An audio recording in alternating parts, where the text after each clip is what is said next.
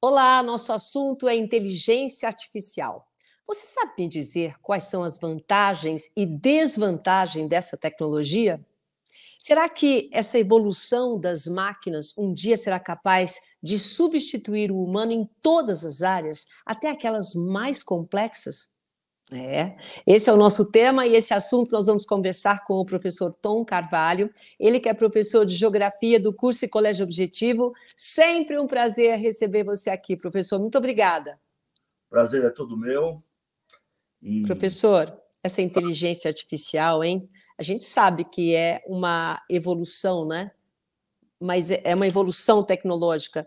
Mas essa realidade artificial, perdão, está sendo uma revolução tecnológica, né? é, é, atualmente a gente entende que a entrada da inteligência artificial, sobretudo naquilo que hoje eles chamam de inteligência artificial generativa, que é essa que entrou para valer desde o ano passado, como popularmente como o Chat GPT, por exemplo, ela tem produzido euforia, tem produzido muitas transformações, mas assim, quando a gente diz que é revolucionária, tem que prestar atenção num detalhe. A revolução, ela não vem instantaneamente, né? Ela começa pelas beiradinhas, tudo, e quando a gente vê, é apanhado por ela.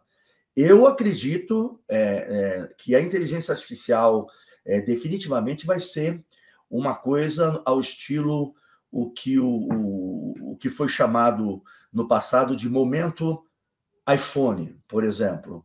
Porque quando o iPhone surge, com uma série de sofisticações da Apple, e o Steve Jobs com aquela visão disruptiva, né, de grandes transformações tecnológicas, ele surge como um telefone celular. A gente, quando hoje assiste um filme, por exemplo, de uma década, que as pessoas ainda usam telefones que eram verdadeiramente só telefones, a gente acha até estranho, né? Que hoje eles são tudo.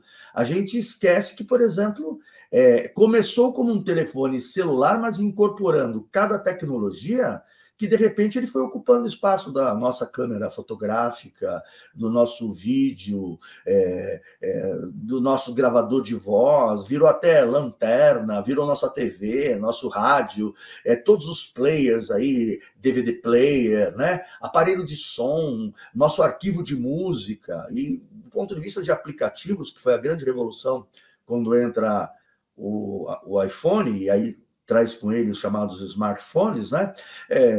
Bússola, que era uma coisa que eu comprava para na aula de geografia mostrar para os alunos, altímetro, custava uma fortuna e comprava para mostrar, são todos aplicativos hoje, então não tenho nem mais... Olha quantas coisas mudaram na indústria mesmo por causa disso, né? Previsão do tempo, já está tudo ali, tem até soprador de vela, é um programa Não, chamado... essa eu não conheço. Soprador Blowly, de vela? Blowly Candle Blower. Ele, na verdade, surgiu na época da Covid, por conta de você não soprar o bolo, né? Então, você põe o celular, ele faz uma vibração do microfone e aí ele consegue mandar um arzinho, aí apaga a vela. Na verdade, é para limpar mesmo o microfone e tal, mas assim, cada coisa é acreditável, né? Então, é uma revolução nesse sentido. E mais do que uma revolução, por exemplo, ele está começando agora, mas imagina, eu como professor. Então, já pensou? Eu sento lá e falo, dentro de uma inteligência artificial generativa, prepare uma prova de geografia com o tema clima, com 10 questões, cada uma com 5 alternativas, nível médio, nível fraco ou avançado e tal, e está lá. Quer dizer, isso é uma revolução, sem contar em todos os outros aspectos que envolve a máquina controlando essas novas redes neurais, né? A máquina é uma imitação, na verdade, daquilo que a gente é como ser humano. Quer dizer, a inteligência artificial, na verdade, é uma área da computação, né, que a gente estuda, e ela cria sistemas capazes de realizar tarefas que até então só o homem realizava. Verdade.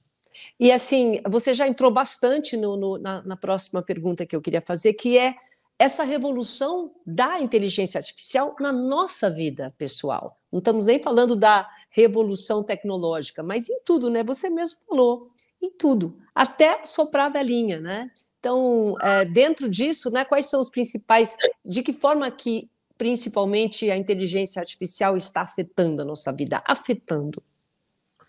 Bom, dá para entrar, essa pergunta que você fez é interessante, né? De que maneira está afetando a nossa vida? Bom, claro, tudo que a gente falou tem relação direta, porque tudo nos afeta diretamente. Mas vamos tentar dar um exemplo. Ele é meio um exemplo didático que eu já vi em cursos, tal, mas eu acho sempre legal recuperar esse exemplo. Uma grande rede de vendas, né? Começou a desenvolver esse sistema. Bom, uma Amazon começou a desenvolver esse sistema de inteligência artificial e, num primeiro momento, todo mundo sabe, ela vai pegando suas preferências, ela vai vendo as coisas que você procura na internet, e daí ela sabe se você é uma pessoa com muito dinheiro, se você compra coisas mais baratas, ela consegue perceber isso. E tem a história da menina, que ela era bem jovem, ela tinha uma gravidez ali, que estava iniciando, e ela começou a ficar entusiasmada em entrar nos sites das lojas, procurando roupinhas, bercinhos, mamadeiras. Então, é óbvio que a inteligência artificial rapidamente identificou uma tendência, um perfil, né, de comprador. E ela ia procurando de fralda a brinquedos, a decoração de quartos. E aí, com o tempo, ela foi sofisticando mais. Quer dizer, nas redes sociais da menina aparecia as ofertas e tudo mais. E aí, a mãe da menina, ao consultar a rede social dela, tudo, falou, mas você está grávida?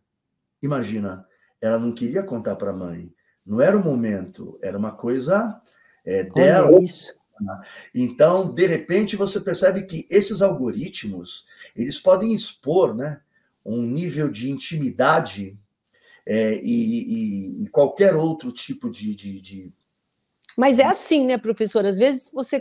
Eu sempre falo, tem que tomar cuidado para a Siri não olhar, para alguém não ouvir o que você está falando, porque às vezes você está conversando e já aconteceu isso, de repente começar a entrar aquilo tudo que eu tenho interesse. Então, essa é uma inteligência artificial que está trabalhando, não é? Exatamente.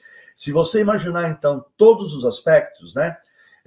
Eu estou contando uma história aqui que é uma história simplesinha. Você pode imaginar quantas histórias a gente pode produzir partindo disso. Ou pessoas que, por exemplo, se interessam por produtos caros e tudo, você já identifica que ela tem um poder, e ao mesmo tempo já entra na rede social e identifica que essa pessoa está avisando que está saindo, que está indo para outro lugar, e vai todo mundo sair para uma festa, ou vão para a praia, tal. Ao mesmo tempo, você identifica onde ela mora, como é que a casa dela vai estar, se vai estar vazia, o que ela tem de posse. Dá para você imaginar tudo, que a própria inteligência artificial pode ser usada em todos os sentidos, né? Ela está presente em muita coisa na nossa vida, assim, afetando. Por exemplo, o que é um tradutor do texto? Você lembra, Silvia, como é que eram os primeiros tradutores de texto? Por exemplo, se eu jogasse alguma coisa em alemão, como era horroroso, né? Agora é demais de bom, né? Você já pode viajar para qualquer lugar e aí você já liga e fala lá Já... na China, na Alemanha, não precisa nem mais aprender idioma nenhum. Exato, imagine mais um tempo, vai ficar quase que uma coisa instalada no próprio corpo, né? Porque já é algo que você não consegue sair de casa sem o celular, até porque o que a gente estava falando a revolução tecnológica foi tão grande na época do iPhone, voltando para a questão anterior, que a gente até esqueceu que o que a gente chamava de telefone celular, ele hoje é tudo menos telefone. E o mais incrível é que, na verdade, uma coisa que a gente imaginou que nunca iria ser obsoleta, ficou obsoleta. O telefone conseguiu ficar obsoleto. Ligar para uma pessoa hoje pelo telefone convencional virou até uma questão de invasão de intimidade. A gente, até quando quer falar com uma pessoa, não sei, cada um tem o seu comportamento. A minha filha fala que é falta de educação ligar para a pessoa. Exato. Tem que mandar áudio. A sua filha, ela está respondendo já de uma geração. A nossa Mãe, você vai ligar? Como assim ligar? Você tem que mandar áudio. Não, né? E mesmo mandando áudio, porque o áudio a pessoa ouve quando quer. e não você interrompendo ela. Agora, você pode, quando quer ligar, parece que virou uma questão quase que ética, né, de conduta. Ai, é mais do que ética. Aquela coisa, como é que chama? Como de talheres na mesa, tudo certinho assim. Etiqueta. Etiqueta, quase uma questão perfeita, quase uma questão de etiqueta. Do tipo, posso, no WhatsApp você fala assim, eu posso te ligar daqui a pouco? Posso falar? É verdade. É isso? O Você pede professor autorização para poder falar. Mudou muita coisa. Então, olha que coisa revolucionária. afetou mesmo, afetou tudo, né? Você precisa ter um telefone fixo instalado na sua casa hoje? Nem tenho mais. Não tem mais. Quando a gente olha um orelhão, ou até essa palavra também já ficou obsoleta, ou um desses telefones públicos, a gente fica olhando e fala, claro, quem sabe, numa emergência e tal, mas é a primeira coisa que tu sente. Você não consegue sair de casa sem levar um celular. Você imediatamente já precisa dele, então você já percebeu que ele não está ali, né? Então, mudou muito, virou quase que um complemento, uma prótese, né? Aí, essa inteligência artificial está nesse tradutor de texto e o Waze, então, que é capaz de informar para a gente que um carro acabou de parar ali e que aí ele é alimentado pela própria comunidade e quantas vezes É incrível. a gente enfrenta ele dizendo, não, de jeito nenhum, e olha, eu perdi quase tudo. Quase todas as disputas que eu tive com o Waze eu perdi, tanto que eu já até... Eu estou melhor que você, então, eu ganho, porque o meu prazer é esse. E quando eu sei o caminho, é disputar com ele. Ai, que loucura! Algumas disputas eu já cheguei a ganhar, realmente é muito prazeroso. Mas hoje eu estou na fase que se ele falar, você está na Marginal, tá, joga o carro no Rio Pinheiros, eu vou jogar, porque é capaz de ter um lado ser mais fácil. Ô, professor, bom, entre aplauso e o alarme, né? Porque claro que a gente aplaude a tecnologia, nós principalmente que somos a única geração que acompanhou essa transição, né? Daqui a pouco não vai ter mais. Então nós somos testemunhas de tudo isso. Então, entre os aplausos que a gente tem por ganho, porque quando a gente aprende, a gente vê que é bom mesmo a tecnologia, e o alarme, né? Como é assustador ao mesmo tempo a tecnologia. O que há de oportunidade e quais são os riscos envolvendo a inteligência artificial? Vamos por partes, então. Vamos falar dos aplausos, né? O que tem de bom, né? O que tem de positivo. Poderíamos fazer aqui 200 lives só com um cardápio de coisas boas, né? A gente está hoje, de certa maneira, aqui por conta dessa inteligência artificial. Então, sistemas virtuais inteligentes, você falou da Siri, Alexa, Google Assistant, por exemplo, os sistemas de recomendação, né? Então você, olha, toda hora assista esse filme, você, quando você entra numa Netflix, você que assistiu esse, também já veja esse, tal, às vezes até aparece uma coisa ali que você realmente não queria sozinho, e vai, indicação de música, produto, que é óbvio que é muito mais interessante para a empresa do que propriamente para você, reconhecimento de fala, por exemplo, né, e transcrições automáticas, isso ajudou demais. Você, de repente, vai falando, vai editando. Eu mesmo tenho um dispositivo ali, um aplicativo, e eu vou tendo ideias, né? E aí eu vou ligando o celular, que já está com o Waze, já boto lá, e vou falando, e quando eu vou ver, ele já vai transcrevendo, já fica um textinho, né? Para mim e tal. Então, reconhecimento facial, desbloquear um smartphone é bem fácil, botando na frente do seu rosto, né? E como a gente falou, traduções automáticas de idioma, poder viajar pelo mundo hoje sem ter o obstáculo, isso por mais que os nossos, você falou da geração, né? Da nossa geração, que vai ser uma das últimas que conviveu com o analógico e com o digital ao mesmo tempo, né? E ficou no meio do caminho, a gente já tinha imaginado muitos avanços de tecnologia, mas como é que você imaginava uma nave do futuro? Era uma televisão de tubo com um monte de botãozinho, né? E seria uma coisa do futuro assim, quer dizer, os botõezinhos sumiram. A disrupção é rompimento com a linha tradicional de tecnologia. Então, quando Steve Jobs cria esses iPhones e você na tela mexe tudo, tu imagina que hoje entra num smartphone, quanto menos botão tiver, mais moderno é. Quer dizer, você às vezes aciona um carro, hoje você pode acionar a fechadura na voz, ou com desbloqueio por digital, ou reconhecimento facial. Não vai ter, daqui a pouco, não vai ter mais a tua chave que ficou lá dentro, aí bota um araminho para puxar, né? Essas coisas todas, né? Detecção, por exemplo, de fraudes, né? Hoje, um professor, por exemplo, ele consegue identificar plágios em sistemas inteligentes que identificam se o trabalho é igual, se foi copiado, se ele tem um segmento de frases igual, né? E análise, até coisas do tipo o diagnóstico médico assistido, por exemplo, hoje por inteligência artificial. Muitas coisas da medicina hoje, por inteligência artificial, são muito eficientes. De você não precisar se deslocar, ainda mais numa época que você está muito frágil, e às vezes é um diagnóstico que pode ser feito com equipamentos e com determinadas, uma anamnese ali básica. Então, isso tudo, né? Reconhecimento, por exemplo, de padrões de imagens médicas, hoje com radiografias, a maior parte delas não tem mais aquela coisa de olhar assim e ficar vendo na luz, tal. É muito mais preciso o reconhecimento de padrões de imagem pela inteligência artificial. Ela vai jogar um monte, centenas ou milhares de outras imagens e ela vai ter muito mais precisão do que um olho humano, mesmo de uma pessoa muito experiente, né? E imagina, hoje dentro de uma empresa, como é que você conseguiria numa super empresa controlar estoque e tudo? Então, a inteligência artificial sabe que na hora que ele saiu da prateleira, na hora que ele passou, e não passou no caixa, ele está em algum lugar que deixaram ou foi roubado. Ou se ele saiu da prateleira e passou pelo caixa, então é bom você providenciar porque o estoque está diminuindo, né? Então, isso tudo hoje já não daria mais para imaginar controlar. Spam, filtros de e-mail, análise de risco de crédito, é uma coisa que é chamado de ciências atuárias também, que eles usam isso. Análise de risco de crédito, hoje inteligência artificial procura tudo que tem no seu nome e aí te dá uma vantagem e uma desvantagem, né? Monitoramento de redes sociais para ver quais são as tendências dos comentários para lançar produtos, né? Sistemas de recomendação, que a gente já falou, de plataformas de streaming, detecção e prevenção de intrusões em sistema de segurança, por exemplo. Você percebe que hoje a gente nem fala mais em antivírus, né? Já os próprios sistemas, os firewalls, por exemplo, né? E são coisas... assistência virtual em assistentes domésticos, por exemplo, câmeras que hoje são lâmpadas, né? Você compra uma lâmpada hoje por menos de R$100. Eu tenho essas lâmpadas hoje, por exemplo, uma chácara que eu precisava ir a cada período lá, porque, poxa, não sei como é que tá, se está cortando, não está cortando a grama mesmo, se está fazendo isso, se alguém pode ter entrado e tal. Hoje é impressionante, ela dá imagem de tudo, ela vira 300... Mas numa lâmpada? Numa lâmpada. É a lâmpada. Ai, uma lâmpada sensacional.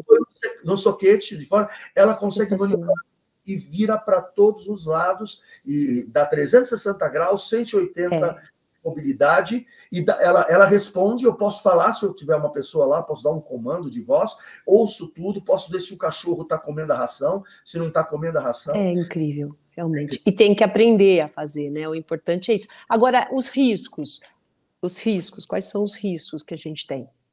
Tá, qual foi a palavra que você usou? Alarmes, né? Alarmes, isso. Alarme, quer dizer, a gente tem o aplauso e o alarme, né? Isso. Legal, foi legal isso. O alarme, eu acho que o primeiro de todos, é desemprego tecnológico, tá? É impressionante, Silvia, as coisas, por exemplo, eu estou pegando tudo, estou tentando acompanhar ao máximo, porque isso está sendo... Eu estou nessa vibe de euforia, porque eu não imaginei que fosse chegar tão rapidamente esses instrumentos de inteligência artificial. Então, eu turbinei pesquisas, entendimentos que eu tinha com dificuldade de determinados livros e autores há anos que eu procuro discutir com as pessoas. Eu fui jogando... Está tudo disponível. E eu descobri outras coisas que, por exemplo, eu acho que são inéditas, não estou sendo um pouco pretensioso, mas, por exemplo, eu comecei a falar, e se eu pegar um sonho que eu tive e transcrever meu sonho e pedir para analisá-lo dentro Nossa, de uma... já fiz isso. Eu falo, sonhar com borboleta. O que é? Não é assim. É você descrever o seu sonho, conta a ele. Conta, aí você pode pedir para ele ser analisado dentro de uma visão freudiana, junguiana. É incrível isso. E foi eu que... Mas isso é o chat GPT? No GPT. Eu comecei em psicologia, né? Então sou muito apaixonado por psicologia, foi a primeira faculdade que eu fiz. E aí eu sempre trabalhei com isso. Interpretação é complexa, porque é um conjunto de pesquisas. Então o cara tem que pegar, lembrar e pegar... E de repente todo esse raciocínio está feito lá dentro. E quando eu tive a resposta, eu fiquei embasbacado com as respostas que vieram. Então, é óbvio, isso gera em você uma euforia, né? Agora, a gente tá vendo, a gente não consegue falar dos alarmes, né? Só quer falar das coisas lá. Agora, tu imagina o que pode acontecer. Os próprios analistas, se forem interpretar seu sonho, hoje eu não preciso mais deles, né? Eu falei, eu queria fazer um projeto na minha casa para uma fachadinha aqui de uma edícula tal, e um arquiteto só para fazer um desenho tudo. Não precisa mais. Não precisa. Você fotografa, joga, e ele já faz o projeto ali. Então, quantas pessoas que trabalham com arquitetura? Ô, Design. professor, mas você falou de emprego, né? E muito importante, porque a gente lida aqui com educação e tem as profissões. Na verdade, são profissões o quê? Mais com conexão emocional, com criatividade, com escolha. Claro que criatividade, eu acho que nenhuma máquina vai vencer o homem, né? Inclusive ele que criou essa máquina toda, essa coisa toda. Mas, por exemplo, os trabalhos mais enfadonhos e repetitivos, esses não vão sobrar para muita gente. Eles vão ser quase todos, né, substituídos, né? E aí você pode, de repente, também entender assim, outras coisas mais sofisticadas dentro dos alarmes, né? É tudo feito à base de algoritmos, né? Eles são processos de desencadeamentos de equações que vão ligando uma coisa com a outra. Então, esses algoritmos, eles podem induzir a determinadas interpretações, a determinados preconceitos, a uma visão de preterir uns em benefício de outros, né? Então, os algoritmos são feitos por outras pessoas. Tem também, por outro lado, privaticidade e segurança, quer dizer, a coleta massiva mesmo de dados, ela é uma coisa que, para alimentar o algoritmo, vai expondo a gente cada vez mais, como você falou. E é um efeito dominó, parece que você passa você fica refém, né? Nós estamos reféns, principalmente de golpes muito perfeitos que as pessoas criam, né? Perfeito, exato. Na verdade, inclusive, hoje, a gente se abrir um e-mail, que já parece uma ferramenta um pouco pré-histórica, você percebe que você tem muito mais golpes do que informação de verdade. É verdade, é verdade. Todo mundo está dizendo que você está devendo uma conta, que você vai ser processado amanhã, que você tem um boleto para pagar, tal. Então, é óbvio que eles identificam isso sem inteligência artificial. Você conseguiria saber que o cara tem uma conta naquele banco, ou que ele é cliente de determinada empresa, que por isso que vai emitir o boleto. Claro, está sendo usado para isso aí, né? Então, esses algoritmos, como eu falei, a gente não sabe, não tem uma transparência de como eles são feitos, né? E os dilemas, por exemplo, a gente poderia entrar em dilemas éticos, né? Decisões difíceis, né? Surgem quando, por exemplo, a inteligência artificial precisa fazer escolhas, né? Entre escolha não consegue ainda, né, professor? Ela faz, sim, já faz algumas escolhas, sim, e na verdade, até qualifica algumas como do bem e outras do mal, mas aonde está o parâmetro do bem e do mal? Está de quem programou isso, né?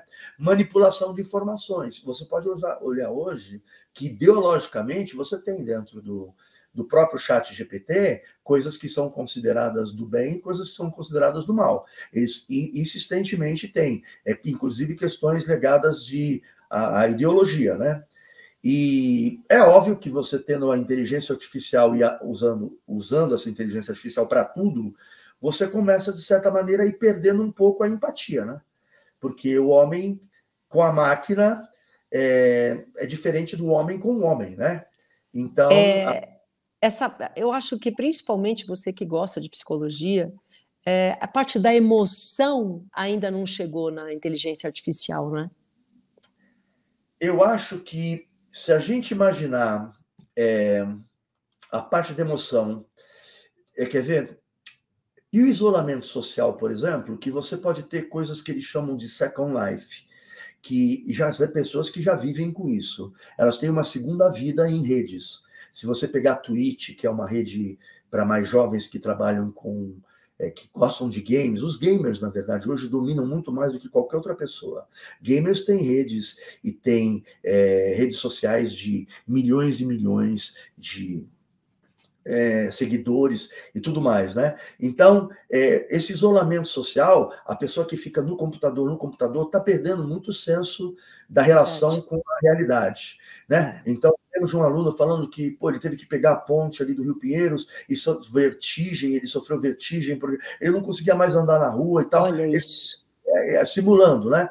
Hoje, não sei se você sabe, no Código Internacional de Doenças, que é chamado de CID-10, que é o mais moderno, que tem todas as doenças, já existem doenças. Uma é chamada nomofobia, sabia disso? Não, nomo. Nomofobia. Você pode não ir trabalhar e colocar com o médico colocando o número dela. Nomo, N-O-M-O. Nomofobia. É medo irracional de ficar sem o celular. Ou de ser impedido. Olha isso. Por algum motivo. Podem pesquisar aí. Homofobia, né? Medo da bateria acabar. Isso pode dar sudorese, pode dar... Nossa, que grave isso. É gravíssimo. Uma série de comportamentos, isso já entrou. Não é, obviamente, só a inteligência artificial, é todo o conjunto de tecnologias, né? E na psicologia, eles colocam isso mesmo, que é um transtorno de ansiedade, né, que é um transtorno fóbico-ansioso, digamos assim, né? Então, ele tem uma classificação estatística internacional lá de doença, e diz aí, pelo que eu tenho lido, que essa condição já atinge, no caso do Brasil, quase 20%, ou melhor, na população mundial, perto de 20%, né? Isso daí quem fala é o Instituto Nacional de Saúde dos Estados Unidos, tá? É uma coisa que eu li, inclusive, para atualizar os dados aqui para essa nossa conversa, né? Então, emocionalmente, manipulação de comportamento, né? Ele praticamente vai induzindo sempre a um tipo, portanto, tem sim efeitos na saúde mental. O professor, inclusive teve um momento aí que os próprios criadores, né, os grandes investidores, se assustaram com a força do que eles mesmos estão criando, né? Perfeito. Deram um prazo aí de 6 meses, achei muito pouco, mas, sei lá, não vai dar tempo de falar tudo aqui, mas quando a gente vê esses filmes todos, no começo era o Jetson, né? Para quem não sabe, era um desenho animado que já tinha robô, já fazia telecomunicação, enfim. E agora a gente vê, né, o Exterminador do Futuro, Matrix, Ex Machina, Blade Runner, 2001, Odisseia no Espaço. Tudo isso os próprios criadores estão com medo do que pode virar a inteligência artificial daqui para frente? É interessante que eu acho que a gente leu as mesmas coisas, porque quando você falou essa coisa dos caras que pediram 6 meses e tal, na União Europeia eles estão pedindo 6 meses, assim, pelo amor de Deus, parem com o desenvolvimento. Vamos fazer uma discussão ética primeiro, porque realmente isso vem com uma avalanche que pode mudar tão rapidamente. A primeira pergunta que você fez, se era realmente uma revolução. Né? E eu peguei uma expressão, também quando eu estava pesquisando coisas mais atuais, e esses programadores que entraram, eles chegaram a dar uma expressão que eu fiquei assim, bem sensibilizado com eles, porque a experiência de criar essas redes neurais, e para eles, é quase como se fosse uma experiência espiritual. Entende? É como se eles se sentissem brincando de deuses. De Deus, Né? Porque pode induzir, quer dizer, olha, a máquina pode reproduzir esse raciocínio. Então, o medo, na verdade, eu vou dizer o seguinte, muitas coisas que no passado eram consideradas absurdas e vistas em filmes, se transformaram em verdades. Eu acho que não tem nada mais evoluído do ponto de vista intuitivo e do conhecimento do que a arte. E o cinema é uma arte espetacular, porque ele vai juntar a imagem, o som, ele cria climas, né? Cria emoções. Então a gente parece que mergulha naquele cenário. Então, se você pegar o Exterminador do Futuro, a ideia é de que a máquina tem uma hora que ela vai raciocinar por si mesma. Então, essas máquinas já existem. Antigamente, elas precisavam ser etiquetadas. Rotuladas, que eles falam. Então, eles tinham que ter um padrão humano. A gente colocava um rótulo para dizer, não, isso mas tem que ser parecido com isso e aquilo. Agora, elas não precisam mais dessa rotulação. Elas já conseguem, elas comparam as coisas e já sabem pelas respostas se é por aqui ou por ali. Quer dizer, elas já têm esse deep learning, né? Um auto-aprendizagem. Eles usam com as informações que já tem, já vão aprendendo. Long learn models, São modelos de linguagem grande, nos quais elas mergulham e já conseguem ter uma autoaprendizagem. Então, o Exterminador do Futuro mostra isso, uma hora que a máquina tomaria, claro, não estamos aqui falando disso no primeiro momento, mas assim, esse sempre foi um medo, e quando o cinema já lançou esse medo, né, Matrix é a mesma coisa, é um mundo absolutamente só de imagem para você, criado, e você tem as máquinas se apropriando aí da energia e tal. Esse Ex Machina, por exemplo, é um programador, e o robô é uma mulher extremamente sedutora e bonita, e ela consegue manipular, o cara se apaixona, mas na verdade ela se aproveita dele para escapar do lugar onde ela está. Então, é bem interessante. O Blade Runner, assustador, né? O Blade Runner fala dos replicantes, e tem um discurso no final do Blade Runner, do filme original, quando a máquina fala, vocês me criaram, eu não sei quando eu vou morrer, quer dizer, eu só tenho 4 anos, vocês me passaram sentimentos e acham que eu... Né? Agora, se lembrar bem, nos anos 60, o que era 2001 e uma Odisseia no Espaço? Era um computador que tomou conta da nave. E quando ele começou a dar uma falhada e percebeu que ele ia ser desativado, a cena mais interessante é que os tripulantes perceberam que o computador podia fazer alguma coisa, entram numa cabine, que é uma espécie de um robô lá, tá, automóvel para se deslocar, e ficam conversando na cabine para o robô escutar. Só que o robô consegue fazer leitura labial. E descobrem que eles vão desativá-los. Aí ele começa a atuar contra as pessoas. Não, é impressionante. Bom, dá para a gente ficar conversando aqui muito, né? Nem conseguimos desenvolver tanto, mas acho que deu para esse bate-papo a gente passar um pouco e atualizar, né, a inteligência artificial tão presente na nossa vida. Professor, não temos mais tempo, eu quero só agradecer o seu tempo aqui, seu espaço com a gente hoje e compartilhando conhecimento, viu? Muito obrigada. Eu que agradeço. Muito bem. E só lembrando que esse bate-papo fica disponível nas nossas redes sociais para você ver e rever. Muito obrigada e até a próxima.